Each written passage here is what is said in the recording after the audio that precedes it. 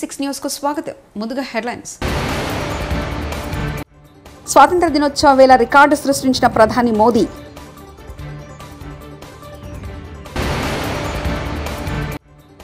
మా సిద్ధాంతం గాంధీ సిద్ధాంతం, మా వాదం గాంధీ వేదం సీఎం రేవంత్. తెలుగు వారంతా ఒకే రాష్ట్రంగా కలిసి ఉండాలని కలలు కన్నాం సీఎం చంద్రబాబు.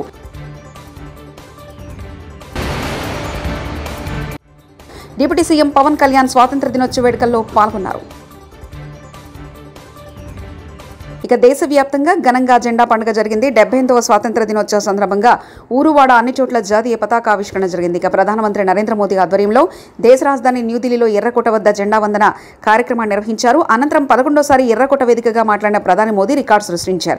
ఏకంగా 98 నిమిషాల పాటు మాట్లాడి అత్యధిక సమయం స్వాతంత్ర దినోత్సవ ప్రసంగం చేసిన ప్రధానిగా నరేంద్ర మోదీ నిలిచారు. ఇవాళ సుదీర్ఘ ప్రసంగం చేయడంతో ఈ రికార్డు సొంతమైంది.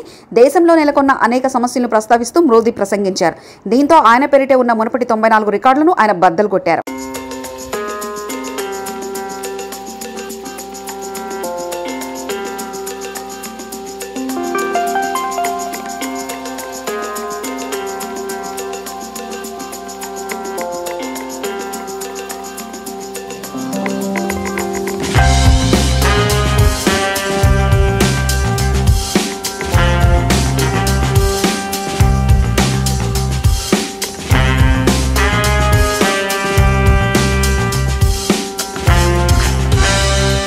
నేటి స్వేచ్ఛ స్వాతంత్ర్యాలు ఎందరో మహనీయుల త్యాగఫలమని తెలంగాణ ముఖ్యమంత్రి రేవంత్ రెడ్డి వ్యాఖ్యానించారు. గోల్కొండ కోటపై జరిగిన స్వాతంత్ర దినోత్సవ వేడుకల్లో రేవంత్ పాల్గొన్నారు. జెండా ఆవిష్కరణ చేశారు. ఈ సందర్భంగా పోలీసులు గౌరవ వందనం స్వీకరించారు. అనంతరం అక్కడ ఏర్పాటు చేసిన సాంస్కృతిక ప్రదర్శన సీఎం తిలకించారు. ప్రజలను ఉద్దేశించి ముఖ్యమంత్రి ప్రసంగిస్తూ తెలంగాణ సాధించుకొని దశాబ్ద కాలమైన రాష్ట్ర గీతం లేని పరిస్థితి మొన్నటి వరకు ఉందని సీఎం రేవంత్ అన్నారు. ప్రముఖ ప్రజాకవి అందశ్రీ రాసిన జయ జయ హే తెలంగాణ గీతాన్ని రాష్ట్ర గీతంగా ప్రకటించి ఆ లోటును భర్తీ చేశామని, తద్వారా సాంస్కృతిక పునర్జీవనానికి నాంది పలికామని వ్యాఖ్యానించారు. హైదరాబాద్లో స్వాతంత్ర దినోత్సవ వేడుకల్లో సీఎం రేవంత్ పాల్గొని ప్రసంగించారు.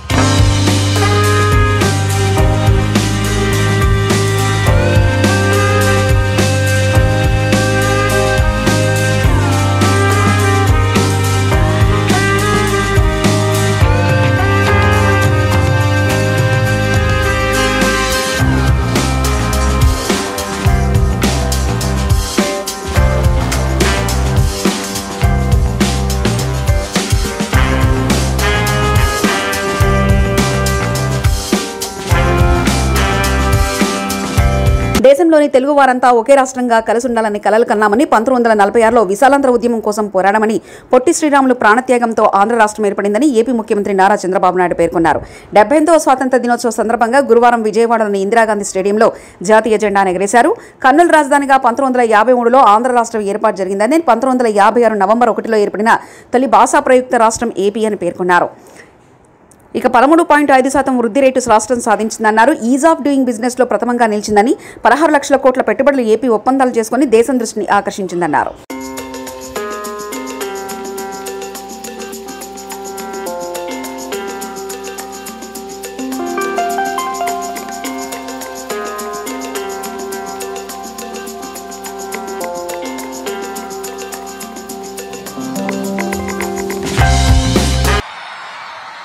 శుభ సందర్భాన భారతీయులకు దేశ విదేశాల్లో ఉన్న తెలుగు వారికి రాష్ట్ర ప్రజలకు మనస్ఫూర్తిగా శుభాకాంక్షలు. ఆసేతు హిమాచలం అత్యంత ఘనంగా స్వాతంత్ర దినోత్సవ వేడుకలు జరుపుకుంటున్న వేళ భారతదేశానికి స్వేచ్ఛా స్వాతంత్రాలు అందించిన జాతి పిత మహాత్మా గాంధీ, రాజ్యాంగ నిర్మాత డాక్టర్ బిఆర్ అంబేద్కర్, త్రివర్ణ పతాక రూపకర్త మన తెలుగు బిడ్డ పింగళ వెంకయ్య లాంటి మహనీయుల్ని, స్వాతంత్ర సమర యోధుల త్యాగాలను స్మరించుకుంటూ వారికి ముందుగా ఘన నివాళులర్పిద్దాం. 1857లో ప్రథమ స్వాతంత్ర పోరాటం జరిగిందని చరిత్ర చెబుతోంది. అయితే అంతకంటే ముందే బ్రిటిష్ దుర్మార్గపు పరిపాలనపై తెలుగు నేల తిరుగుబాటు చేసిందని చరిత్రకారులు చెబుతున్నారు. అటువంటి చైతన్యం కలిగిన గడ్డ మన తెలుగు గడ్డ. దేశంలోని తెలుగువారంతా ఒకే రాష్ట్రంగా కలిసి ఉండాలని కలలుగన్నాం. 1946లోనే విశాలాంధ్ర ఉద్యమం కోసం పోరాడాం. అమరజీవి పొట్టి శ్రీరాములు ప్రాణత్యాగంతో కర్నూలు రాజధానిగా 1953 అక్టోబర్ 1వ తేదీన ఆంధ్ర రాష్ట్రం ఏర్పడింది.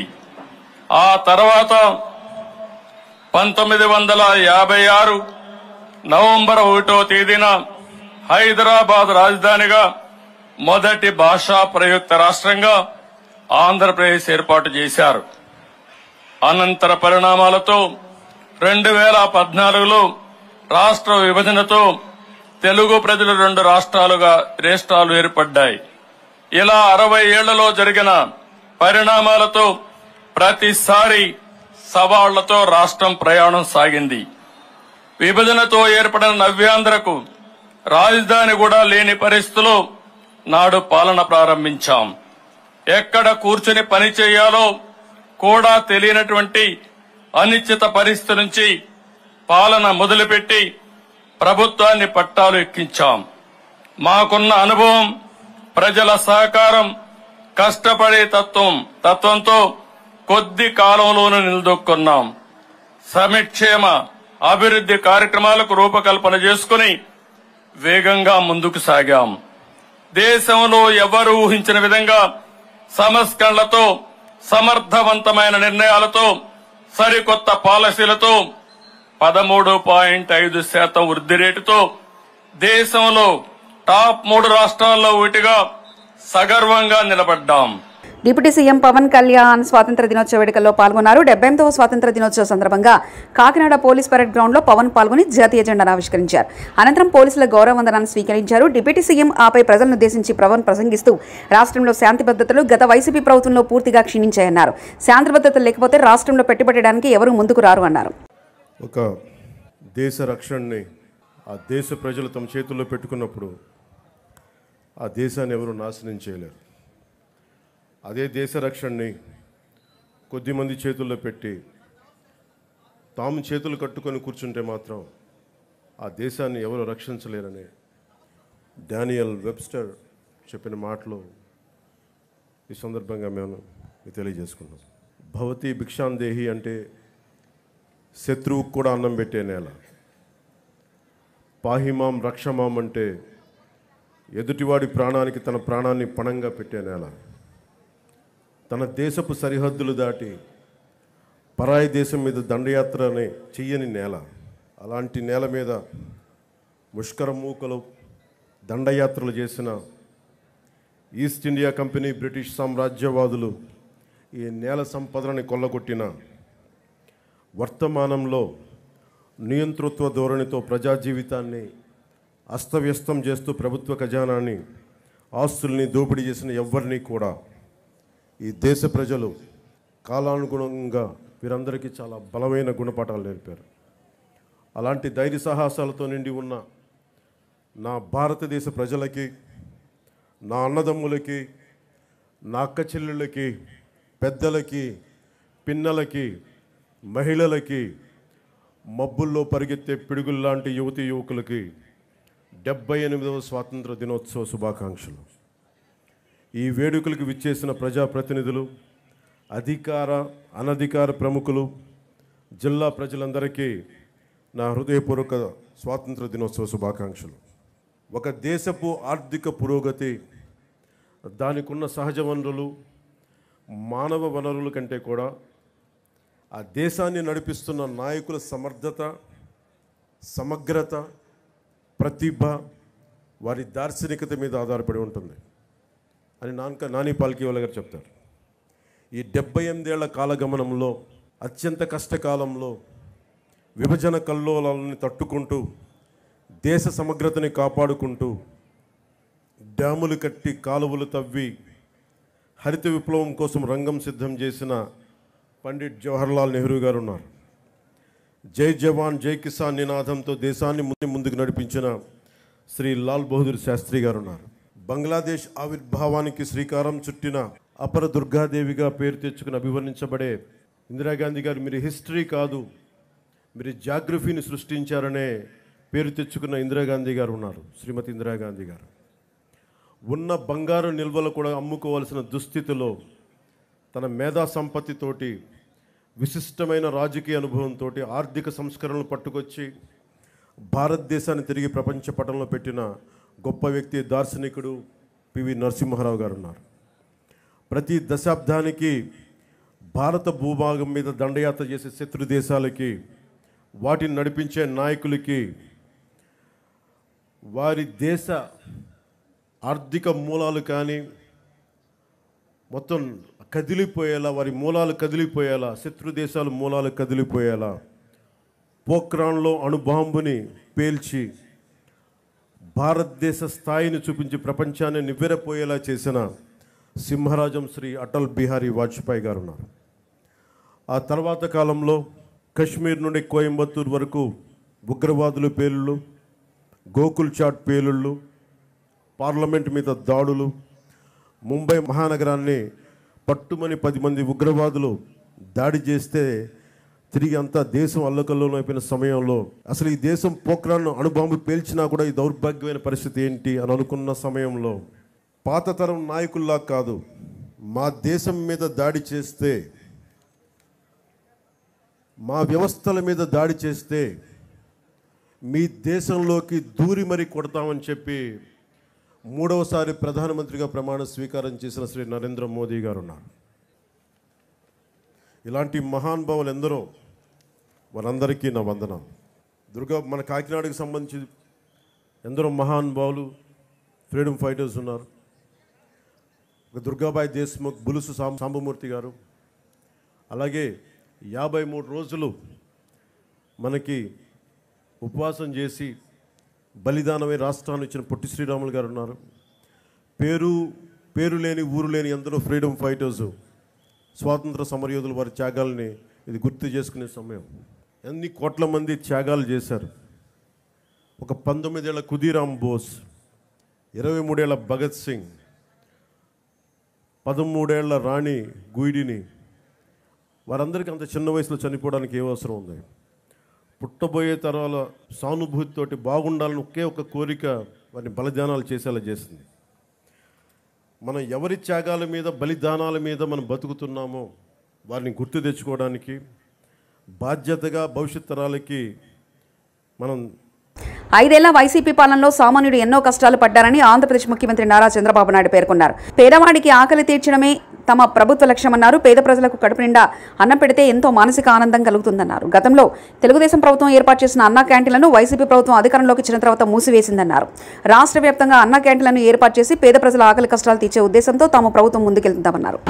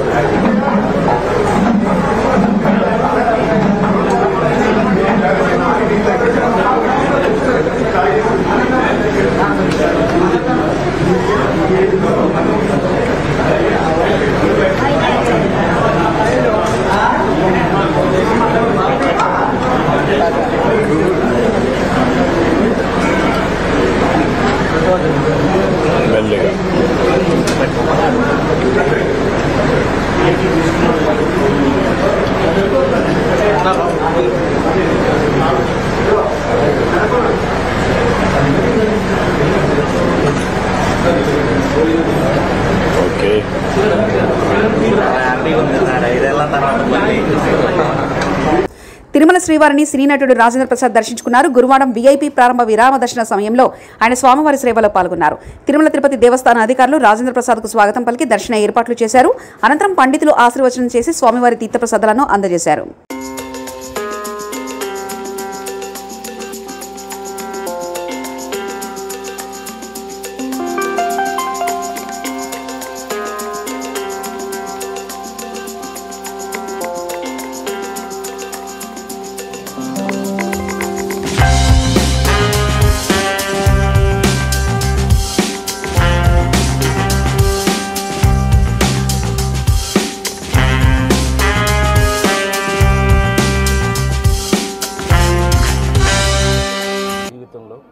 రకరకాల వేషాలు ఇస్తూ రకరకాల పాత్రలతో మీ ముందుకు వచ్చిన నేను ఇవాళ కల్కి వరకు కూడా ఒక కొత్త పాత్రలు చేయడం జరిగింది. అందులో భాగమే ఇదొకటి. ఇప్పుడు చేస్తున్న మంచి అంతా స్వామి, మన చేతిలో ఏమీ లేదు. అది అప్పుడప్పుడు ఆయనకి థ్యాంక్స్ చెప్తూ ఉండాలి. అది మన బాధ్యత. ఇవాళ వచ్చింది ఆ పనికి. సో ఒక కొత్త రాజేంద్ర ప్రసాద్ని మళ్ళీ మీరు చూడడానికి ఆయన బ్లెస్సింగ్స్ కోరుతూ వచ్చాను. మీ అందరికీ తెలుసు, ఆయన వేసిన భిక్ష రాజేంద్ర ప్రసాదము, ఆ కాటేజ్ కూడా ఎలా ఉందని అప్పుడప్పుడు చూడటం నా బాధ్యతగా, స్వామివారికి రోజు కరెక్ట్గా జరుగుతుందో లేదో చూడాలనే బాధ్యతతో స్వామివారి ఇచ్చిన బాధ్యతను నెరవేరుస్తూ మీ అందరూ కూడా జీవితంలో ఒక కొత్త వెలుగులతో కొత్త జీవితాలతో బాగా కష్టపడి, అందరూ కష్టపడిందే తినొద్దండి, అరగదు.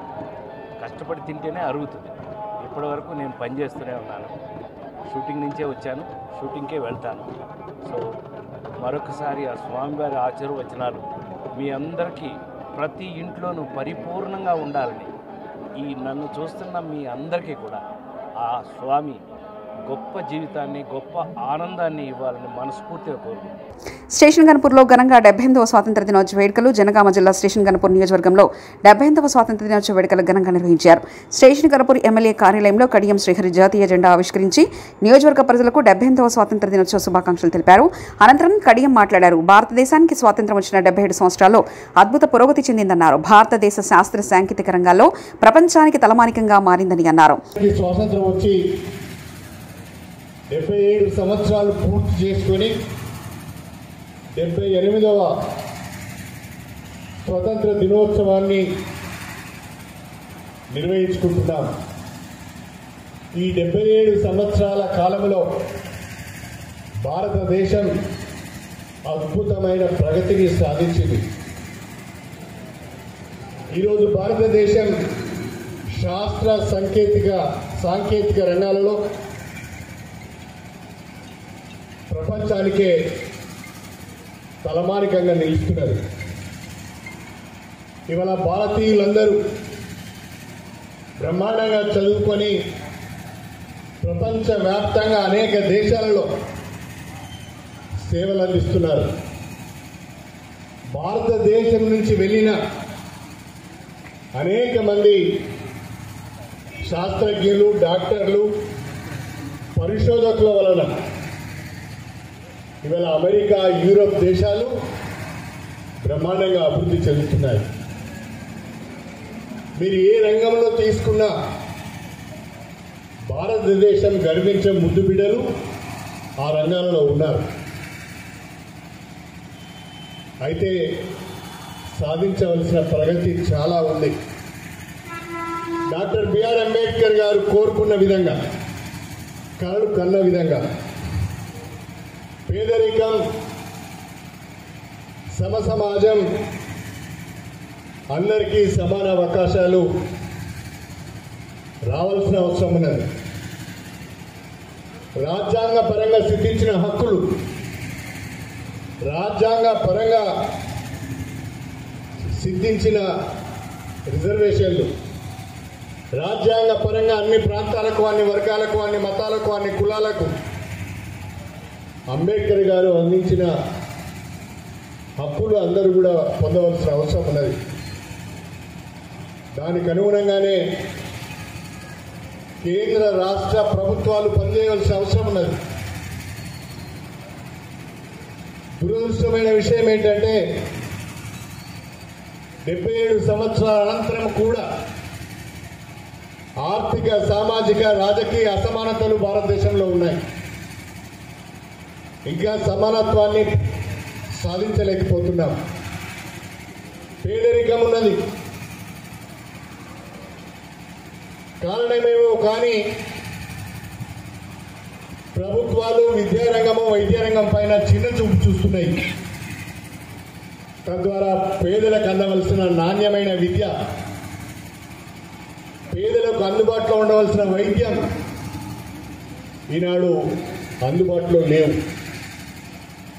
కాబట్టి పేదలు నాణ్యమైన విద్యను పొందలేకపోతున్నారు. పేదలు నాణ్యమైన ఆరోగ్య సేవలను కూడా పొందలేకపోతున్నారు. అందుకే అప్పుల పాలవుతున్నారు. పిల్లలను చదివించుకోవడానికి వైద్య పరీక్షల కొరకు అప్పుల పాలవుతున్నారు. పేదరికంలో ఇంకా మగ్గుతున్నారు. అందుకే ఇప్పటికైనా కేంద్ర ప్రభుత్వం భారతదేశంలో అందరికీ నాణ్యమైన విద్య అందించే విధంగా, మెరుగైన వైద్య సేవలు అందించే విధంగా free education, free health for all అనే ఒక విధానాన్ని, నినాదాన్ని తీసుకురావాల్సిన అవసరం ఉన్నది. కేంద్ర ప్రభుత్వం పెద్ద పెద్ద నినాదాలు ఇస్తుంది. బేటీ బచావో బేటీ పడావో అంటుంది. బేటీకి రక్షణ లేదు, బిడ్డ చదువుకోవడానికి సరైన స్కూల్స్ లేవు. ఆ నినాదంలో ఏమాత్రం కూడా నిజాయితీ లేదు. ఇలాంటి నినాదాలతో కాకుండా నిజమైన సేవలు మారుమూల ప్రాంతాల్లో ఉన్న స్వాతంత్ర దినోత్సవ వేళ రికార్డు సృష్టించిన ప్రధాని మోదీ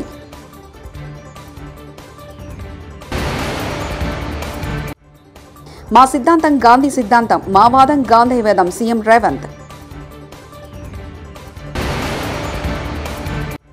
తెలుగు వారంతా ఒకే రాష్ట్రంగా కలిసి ఉండాలని కలలు కన్నాం సీఎం చంద్రబాబు.